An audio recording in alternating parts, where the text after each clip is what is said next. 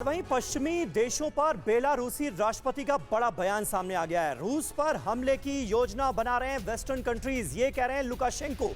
Putin को पश्चिमी plan की जानकारी दे दी गई है। ये बेलारूस के राष्ट्रपति लुकाशेंको की तरफ से एक बड़ा बयान सामने आया है वेस्टर्न कंट्रीज के रुख को लेकर। वो बड़ी बात कह रहे हैं। त्रिपाठी जी इसे कैसे डिकोड करेंगे और फिलहाल बेलारूस के रोल को कैसे आंकते हैं इस पूरी लड़ाई में?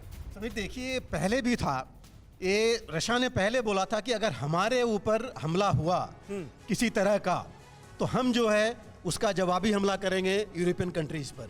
जो इनके 7 मारे गए हैं, ये रूस अभी ले रहा है कि ये चूंकि ये यूरोपियन वेपन से हमला हमारे पर हुआ है और इसका मतलब ये है कि वो डायरेक्टली चाहते हैं कि हमारा नुकसान उनके वेपन से हो।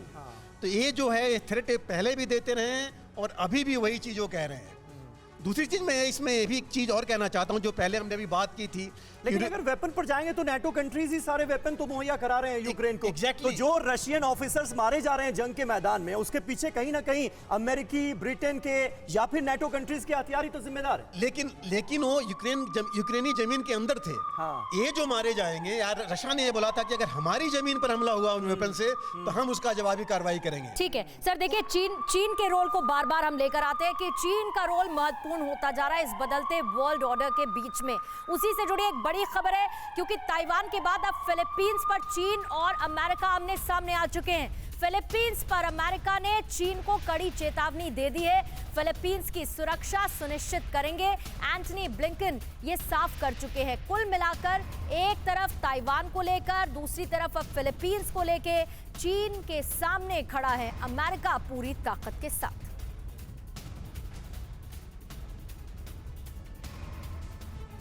और उस बीच ताइवान टू फिलीपींस, ये इस बड़ी खबर पर डिटेल चर्चा करनी भी बहुत जरूरी है, क्योंकि यहाँ पर गुस्ताख चीन के रोल सवालों के घेरे में है। अब चीन और रशिया की ये नजदीकी क्या एक राह पुतिन दिखा रहे हैं चीन को, ये दिखाते हुए कि जिस तरीके से रूस और यूक्रेन का युद्ध चल रहा है, उसके बाद जो उसकी नीति ताइवान को लेकर है, उसके जरिए चीन एक्शन प्लान भी बना सकता है। क्योंकि यहाँ 15 जून को दोनों के बीच में जब बातचीत हुई, यानी पुतिन और चीन शी जिनपिंग के बीच में जब बातचीत हुई, तो इसके बड़े संकेत अमेरिका को गए। उसके बाद हमने देखा 69वें जन्मदिन का वो मौका था जिस पर एक कड़ा मैसेज देने की कोशिश की गई, और आने वाले दिनों में पुतिन की मुलाकात शी जिनपिंग के साथ। अब ताइवान को लेकर उसकी जो नीति है, अमेरिका के स्टेटमेंट्स कभी भी चीन को गवारा नहीं होते, इसलिए अब ताइवान टू फिलीपींस यानी आगे की और प्लान पर गुस्ताख चीन की चाल को लेकर बड़ी खबर यह है कि फिलीपींस को लेकर अमेरिका चीन के बीच तनाव अब और ज्यादा बढ़ सकता है। साथ ही यह भी बता दें कि अमेरिकी विदेश मंत्री एंटनी ब्लिंकन ने अब बीजिंग को चेतावनी भी दे दी है, और चेतावनी देने के तहत यह कहा जा रहा है कि अमेरिका साउथ चाइना सी में फिलीपींस की रक्षा के लिए प्रतिबद्ध हो चुका है। और इस बीच फिलीपींस की सेना जहाज या विमान पर अटैक हुआ तो रक्षा जरूर करेंगे। साथ ही यह भी बता दें कि एंटनी ब्लिंकन ने चीन से अंतर्राष्ट्रीय कानून पालन करने की भी बात कही है, और चीन ने ब्लिंकन के इस बयान पर भी अब रिएक्ट किया है। हालांकि यहां कोई प्रतिक्रिया नहीं दी गई है, लेकिन इस वॉरफेयर में एक बड़ा मैसेज देने की जरूर कोशिश की जाती है। पूर्णिमा। अनिल त्रिगुनायक जी, चीन के रोल को आप कैसे एक्सप्लेन कर पाएंगे, क्योंकि एक तरफ ताइवान को लेकर बार बार चीन को एक दो टूक करता रहा है, कहता रहा है अमेरिका, ताइवान का साथ देता रहा है, अब फिलीपींस की बात हो रही है। इस पूरे युद्ध के बीच में, रूस और यूक्रेन के युद्ध के बीच में अलग अलग देशों के जो रिश्ते थे वो भी बदलते हुए नजर आए हैं। कोई बहुत खास साथ में आया है बहुत ज्यादा, तो कोई दूर छिटकता हुआ भी नजर आया है। देखिए, मेरा मानना ये है कि अगर अमेरिकन फॉरेन पॉलिसी में कहीं उन्होंने रशिया के साथ में एक साथ थोड़ा किसी हद तक एक दूसरे को टॉलरेट करने की बात होती, तो ये जो चीन का इतना बड़ा समस्या दुनिया के लिए है, ये शायद कंट्रोल हो पाती। लेकिन अब अमेरिकन पॉलिसीज़ के चलते रूस और चीन बहुत ज़्यादा, जहाँ तक सिक्योरिटी और पॉलिटिकल लेवल पर है, वो बहुत क्लोज हो गए हैं। एक तरह से नो लिमिट रिलेशनशिप है ये। इसलिए तो जहाँ पे रशिया और चाइना की बात है, जो आप कह रहे हैं विजिट के बारे में भी बताया आपने, तो उस वक्त भी यही सब डिस्कशन होगा। लेकिन जहाँ तक ताइवान की बात है, या आप कहें कि फिलीपींस की बात है, तो अभी फिलीपींस में आप देखें कि पहले तो ये अमेरिका का बेस होता था, बाद में वहाँ से हट गया, लेकिन उनके यूएस के रिलेशनशिप उनके साथ काफ़ी स्ट्रॉन्ग हैं।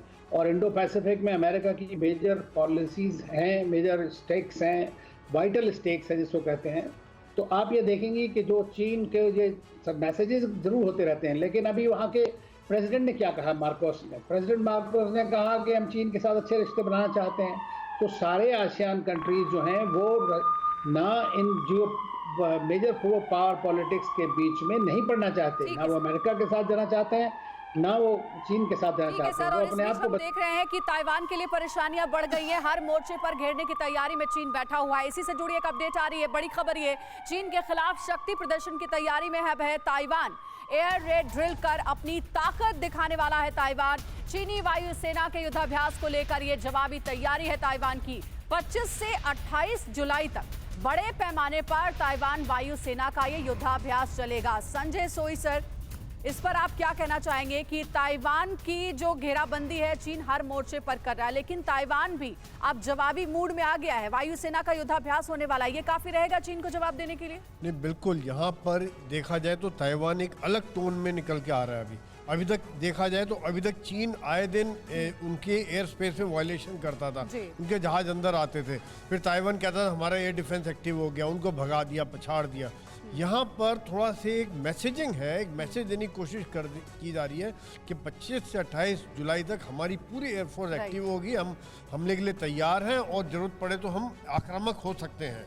हाँ जी, बिल्कुल सही बात है। और रूस और यूक्रेन की जंग के दौरान हमने देखा है कि पूरी दुनिया पर इसका कैसे नकारात्मक असर पड़ा, इसलिए अपने आप में ये टेंशन बढ़ाने वाली खबर है दुनिया की, जब हम देखते हैं कि नए नए वॉर फ्रंट्स दुनिया में आने वाले वक्त में भी खुलते हुए नजर आ रहे हैं। वक्त एक छोटे से ब्रेक का हो गया है, लेकिन ग्लोबल टेंशन से जुड़ी हुई इन तमाम खबरों पर लगातार हमारी नजर बनी हुई है। हमारे साथ खास मेहमानों का पैनल बना हुआ है। रुक रहे हैं एक बहुत छोटे से ब्रेक के लिए।